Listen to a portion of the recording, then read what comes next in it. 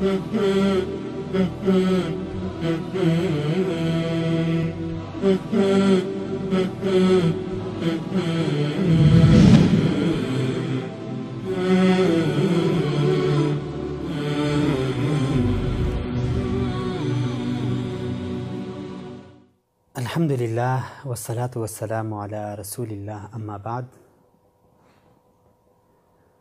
کتب احادیث میں ایک معروف و مشہور حدیث جو کہ حدیث جبریل کے نام سے جانی جاتی ہے، اس حدیث کے بارے میں مختصر میں یہ بتاؤں گا کہ حضرت جبرائیل امین علیہ الصلاۃ والسلام رسول اکرم صلی اللہ علیہ وسلم کے پاس ایک صحابی کی شکل میں آتے ہیں۔ آپ صلی اللہ علیہ وسلم مسجد میں تشریف فرما ہوتے ہیں۔ آ کے جبرائیل امین اپنے گھٹنے آپ صلی اللہ علیہ وسلم کے گھٹنوں سے ملا کے بیٹھ جاتے ہیں، اور پھر صحابہ کی موجودگی میں جبرائیل امین آپ صلی اللہ علیہ وسلم سے چند سوال پوچھتے ہیں۔ ان میں پہلا سوال ہوتا ہے مل ایمان، کہ ایمان کیا ہے؟ آپ صلی اللہ علیہ وسلم اس کی وضاحت کرتے ہیں۔ پھر پوچھتے ہیں مل اسلام، اسلام کے بارے میں کچھ بتائیے، آپ صلی اللہ علیہ وسلم اس کے بارے میں بتلاتے ہیں۔ اسی طرح تیسرا سوال وہ یہ پوچھتے ہیں کہ مل احسان، احسان کیا ہے؟ اور پھر چوتھا سوال کہ قیامت کب ہوگی؟ آپ صلی اللہ علیہ وسلم اس کے جواب میں فرماتے ہیں کہ جس سے یہ سوال پوچھا گیا ہے یہ سائل سے زیادہ اور بہتر نہیں جانتا، یعنی مجھے اس کا علم نہیں ہے کہ قیامت کب ہوگی، کب واقع ہوگی۔ آخری سوال یہ ہوتا ہے کہ وما اشراطھا، چلیں آپ کو قیامت کے بارے میں پتہ نہیں ہے، لیکن قیامت کی نشانیاں کیا ہوگی؟ یہ مختصر جو ہے نا 5 سوال حدیث جبریل میں یہ ذکر ہیں۔ میں آپ حضرات کے سامنے جس سوال کے بارے بات کرنا چاہتا ہوں وہ یہ ہے کہ تیسرا سوال جو جبرائیل امین نے آپ صلی اللہ علیہ وسلم سے پوچھا کہ مل احسان، احسان کیا ہے؟ آپ صلی اللہ علیہ وسلم اس کے جواب میں فرماتے ہیں ان تعبد اللہ کأنک تراہ فإن لم تکن تراہ فإنہ یراک، یہ ہے احسان، کہ آپ اللہ کی ایسی عبادت کرو گویا تم اللہ کو دیکھ رہے ہو، اللہ تمہارے سامنے ہے، تم اسے دیکھ رہے ہو۔ جب بھی کوئی عبادت کرنے لگو تو ذہن میں یہ تصور لے آؤ، فَإِن لَمْ تَكُنْ تَرَاهُ فَإِنَّهُ يَرَاكَ، اگر دل میں یہ خیال نہ آئے کہ میں اللہ کو دیکھ رہا ہوں تو پھر کم از کم یہ خیال ہونا چاہیے کہ اللہ مجھے دیکھ رہا ہے۔ یہ ہے احسان۔ عبادت میں ایسا خیال، ایسا یقین، خیال نہیں بلکہ یقین ہونا چاہیے کہ میں اللہ کو دیکھ رہا ہوں۔ اگر یہ نہیں تو کم از کم یہ ضرور ہونا چاہیے کہ اللہ مجھے دیکھ رہا ہے۔ نماز پڑھ رہے ہوں، زکوٰۃ دے رہے ہوں، حج ادا کر رہے ہوں، کوئی بھی نیک عمل، کوئی بھی عبادت جب بندہ اسے سر انجام دینا چاہتا ہے تو اسے چاہیے کہ یہ ذہن میں ضرور بٹھائے۔ یہ ہے احسان۔ اب میں اپنی بات کو یہاں سے بالکل دوسری جانب لے کے جانا چاہتا ہوں، اور اس کے بعد میں بتاؤں گا کہ عبادت کے وقت ہمیں کیا ذہن میں لانا چاہیے، اور پھر جب انسان کا نفس اسے گناہ پر ابھارے تو اس ٹائم انسان کو کیا تصور ذہن میں لانا چاہیے۔ 2 اہم نقطے ہیں۔ عبادت کے وقت کأنک تراہ فإن لم تکن تراہ فإنہ یراک، عبادت کے وقت گویا تم اللہ کو دیکھ رہے ہو، اگر یہ نہیں تو اللہ تمہیں دیکھ رہا ہے۔ یہ ذہن میں بٹھا لے۔ اب چلتے ہیں دوسری طرف۔ سورہ یوسف 13ویں سپارے کے آغاز میں ہی جو یوسف علیہ السلام کا قصہ ذکر ہے اس صورت میں، 13ویں سپارے کی پہلی آیت ہے وَمَا أُبَرِّئُ نَفْسِي إِنَّ النَّفْسَ لَأَمَّارَةٌ بِالسُّوءِ۔ یوسف علیہ السلام فرماتے ہیں کہ میں اپنے نفس کو بری نہیں کرتا، میں اپنے نفس کی پاکیزگی نہیں بیان کرتا۔ کیوں؟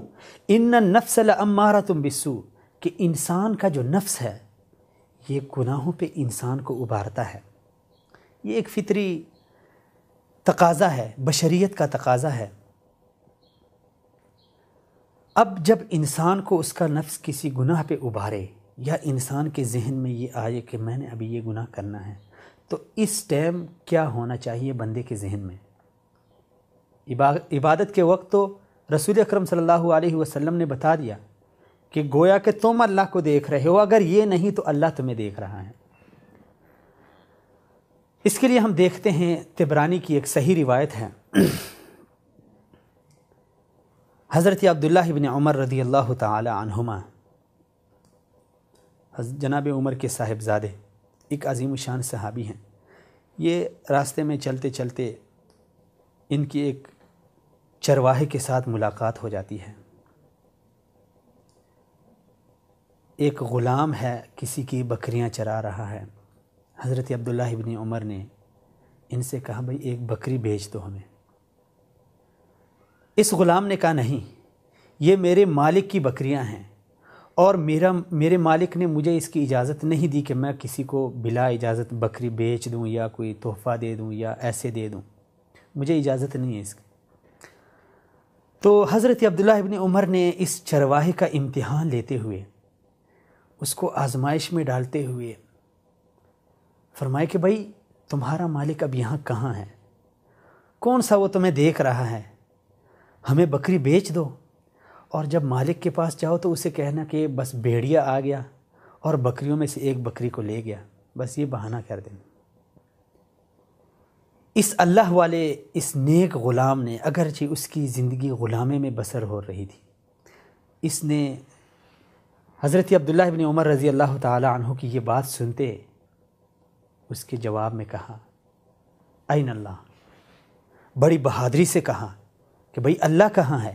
ٹھیک ہے میرا مالک نہیں ہے اس ٹائم، لیکن مجھے یہ بتاؤ اللہ کہاں ہے؟ جب یہ بات سنی تو حضرت ابن عمر رضی اللہ تعالی عنہما بالکل خاموش ہو گئے۔ بعض روایات میں آتا ہے کہ وہ اتنے روئے، یعنی جو غلام تھا اس کی خدا خوفی اور اس کے اس تقوی پہ یہ اتنے روئے حضرت عبداللہ ابن عمر کہ ان کو بہت عجیب سا محسوس ہونے لگا کہ دیکھیں ایک غلام ہے اور مالک بھی اس ٹائم نہیں ہے، لیکن اس کے دل میں اللہ کا کتنا خوف ہے۔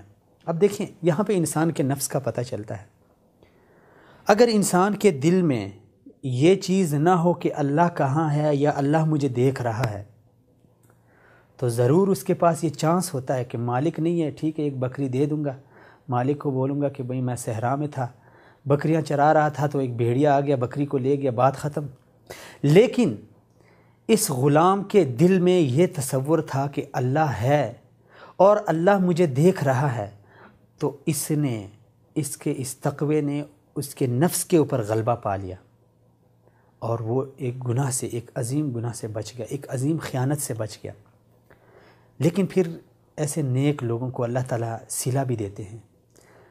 خیر قیامت کے دن جنت میں جو اسے ملے گا وہ تو ملے گا ضرور، لیکن دنیا میں کیا ہوتا ہے، اکثر ایسے ہوتا ہے۔ حضرت عبداللہ ابن عمر نے اس غلام کو اس کے مالک سے خریدا، اور روایت میں یہ بھی آتا ہے کہ وہ ساری بکریاں بھی خرید لی، غلام کو آزاد کر کے وہ ساری بکریاں اسے دے دی کہ جاؤ یہ بھی تمہاری ہوگی۔ یہ تو تھا دنیا میں اس کا صلہ۔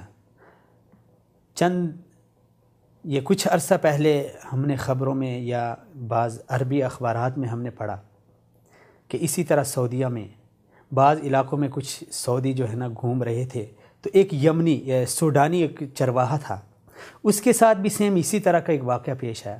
انہوں نے اسے کہا کہ بھائی ایک بکری دے دو، تو اس نے بھی یہی جواب دیا۔ پھر اللہ رب العزت نے اسے بھی ایسا بدلہ دیا کہ اس کو ایک سعودی خیراتی ادارے نے اس کو لاکھوں ریال میں انعام دے دیا۔ انعام کیا تھا؟ انعام تو اسے اللہ نے دینا ہے، لیکن اس کی اس خدا خوفی پر اللہ تعالیٰ جو صلہ دنیا میں دیتا ہے وہ بھی بے مثال ہوتا ہے۔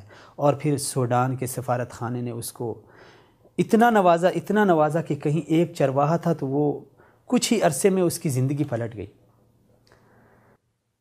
میرا جو بات کہنے کا اور یہ روایت اور واقعہ سنانے کا مقصد ہے وہ یہ ہے کہ بے شک انسان بشر ہے، اس سے گناہ ہوتا ہے، لیکن جب انسان کا نفس اسے گناہ پہ ابارے تو اس ٹائم انسان کے دل میں یہ تصور ہونا چاہیے کہ اللہ ہے اور اللہ مجھے دیکھ رہا ہے۔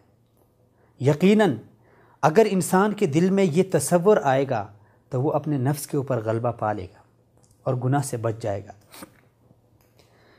یہ تو تھا حضرت عبداللہ ابن عمر رضی اللہ تعالیٰ عنہ کا ایک مختصر قصہ اور ایک مختصر واقعہ جو اس چرواہے نے ہمیں ایک سبق سکھلایا۔ اب قیامت تک اس چرواہے کو لوگ دعائیں دیں گے، اس کے اس سبق سے جو لوگ سبق سیکھیں گے اسے بھی ایک صدقہ جاریہ ملتا رہے گا۔ حضرت عبداللہ ابن عمر رضی اللہ تعالیٰ عنہ کی والد گرامی خلیفہ دوم سیدنا عمر فاروق رضی اللہ تعالیٰ عنہ، ان کے ساتھ بھی اسی طرح کے ایک واقعہ پیش آیا جو مشہور و معروف ہے، کتب احادیث میں بھی ہے، تاریخ کی کتابوں میں بھی ہیں، کہ یہ عادل حکمران جب مدینہ میں رعایا کی خبرگیری کے لیے رات کو گشت کر رہے تھے، اتنے میں ایک گھر سے ان کا گزر ہوا، حضرت عمر بن خطاب رضی اللہ تعالیٰ عنہ کا۔ گھر کے سامنے سے یہ گزر رہے تھے تو اندر سے ماں بیٹی کے مکالمے کی آواز آئی، آپس میں باتیں کر رہی تھی، اور باتیں کچھ یوں تھی کہ جیسے ہی یہ گیٹ سے گزر رہے تھے تو اتنے میں اس گھر والی نے اپنی بیٹی سے کہا کہ بیٹی تم جو ہے نا دودھ میں پانی ملا دو، کیونکہ دودھ بیچنا ہے ہم نے، تو اس میں پانی ملا دیں گے تو تھوڑے سے پیسے زیادہ آئیں گے۔ جب ماں کی بات بیٹی نے سن لی تو بیٹی نے اپنی ماں سے کہا کہ ماں، امیر المؤمنین نے ہمیں اس قبیح اور اس گناہ کے کام سے منع کیا ہے کہ بھائی تم نے ایسا کام نہیں کرنا، دھوکہ نہیں دینا، دودھ میں پانی نہیں ملانا۔ تو جب یہ باتیں ہو رہی تھی تو حضرت عمر رک گئے، یہاں پہ رک گئے۔ تو اتنے میں ماں نے بیٹی کو جواباً کہا کہ حضرت عمر کہاں پہ ہیں؟ خلیفہ ابھی کہاں پہ؟ ابھی اپنے شاہی دربار میں سوئے ہوں گے یا آرام کر رہے ہوں گے، وہ ہمیں کون سے دیکھ رہے ہیں؟ تو اس نیک بیٹی نے آگے جواب میں اپنی ماں سے کہا کہ ماں، اگر حضرت عمر ہمیں نہیں دیکھ رہے تو عمر کا رب تو ہمیں دیکھ رہا ہے۔ دیکھیں، ایک لڑکی ہے، اس کی عمر خدا جانے کتنی ہوگی، لیکن اس کے دل میں جو اللہ تعالیٰ کا خوف تھا وہ اللہ کو بے شک اتنا پسند آیا ہوگا کہ اس نے اسے خوب نوازا ہوگا، لیکن اس خدا خوفی پہ بھی حضرت عمر رضی اللہ تعالیٰ عنہ نے اسے یعنی اس لڑکی کو اپنے گھر میں یعنی اس کی شادی کرا دی، اس کو اپنی بہو بنا لیا۔ تو جو صلہ اللہ رب العزت دیں گے اس کے بارے میں تو ہم تصور نہیں کر سکتے، لیکن جو دنیا میں انسان کو صلہ ملتا ہے یقیناً وہ بھی ایک ہماری سمجھ سے بالاتر ہوتا ہے۔ کہیں سے ایک چرواہا جو غلام ہوتا ہے اسے آزادی ملتی ہے، ساتھ میں اتنی بکریاں ملتی ہے، کہیں ایک سوڈانی چرواہا جو ایک چرواہے سے اٹھ کے ایک کروڑپتی بن جاتا ہے، کہیں ایک غریب خاتون کی لڑکی وہ امیر المؤمنین کے گھر چلی جاتی۔ اب یہ دیکھیں، دنیا کا جو اجر ہے اور دنیا کی قدر و قیمت یہ کچھ بھی نہیں ہے، لیکن یہی چیز جب انسان کے دل میں آئے گی، آج ہم اپنے نفس پہ چھوٹی چھوٹی باتوں پہ قابو رکھ لیں گے تو کل ایک ہمارا نفس ہمیں کسی بڑے گناہ پہ ابارے گا، تو پھر اس وقت ہمارے لیے آسانی ہوگی کہ ہم اپنے نفس کو قابو کر لیں اور اس گناہ سے خود کو بچا لیں۔ تو باتیں دو ہیں، نیکی یا عبادت، نیک کام کرتے ہوئے بھی رسول اکرم صلی اللہ علیہ وسلم کی وہ حدیث جو آپ صلی اللہ علیہ وسلم نے حضرت جبرائیل سے فرمایا تھا، ان تعبد اللہ کأنک تراہ، عبادت کرو تو ایسے کرو کہ تم اللہ کو دیکھ رہے ہو، اگر یہ نہیں تو کم از کم یہ ہونا چاہیے کہ اللہ مجھے دیکھ رہا ہے۔ عبادت کے وقت بھی یہ ذہن میں ہونا چاہیے، واللہ اگر یہ ذہن میں انسان کے آ جائے، نماز پڑھتے ہوئے سکون ملتا ہے، زکوٰۃ دیتے ہوئے انسان کے دل میں خوف ہوتا ہے، وہ پھر ملاوٹ نہیں کرتا۔ حج کے دوران اگر اللہ تعالیٰ یہ انسان کے ذہن میں یہ تصور آ جائے تو اس کی عبادت میں ایک مزہ ہوتا ہے، جو اس کا سکون ہوتا ہے، جو اس عبادت کا فلسفہ ہوتا ہے وہ ملتا ہے۔ اور جب انسان کا نفس ہے، جب وہ اسے گناہ پہ ابارے تو اس ٹائم پہ بھی انسان کے دل میں یہ تصور ہونا چاہیے، یقیناً انسان اس گناہ سے بچ سکتا ہے، وہ چاہے چھوٹا ہو چاہے بڑا ہو، لیکن اگر چھوٹے پہ ہم قابو رکھ لیں گے تو پھر کل ہمارا نفس ہمیں کسی بڑے گناہ پہ، خدا نخواستہ چوری پہ ہمیں ابارے، قتل پہ ابارے، زنا پہ ابارے، جب ہمارے دل میں یہ تصور ہوگا کہ اللہ دیکھ رہا ہے تو یقیناً ہم اس سے بچ سکتے ہیں۔ اللہ تعالیٰ عمل کی توفیق دے دے۔ السلام علیکم ورحمۃ اللہ وبرکاتہ۔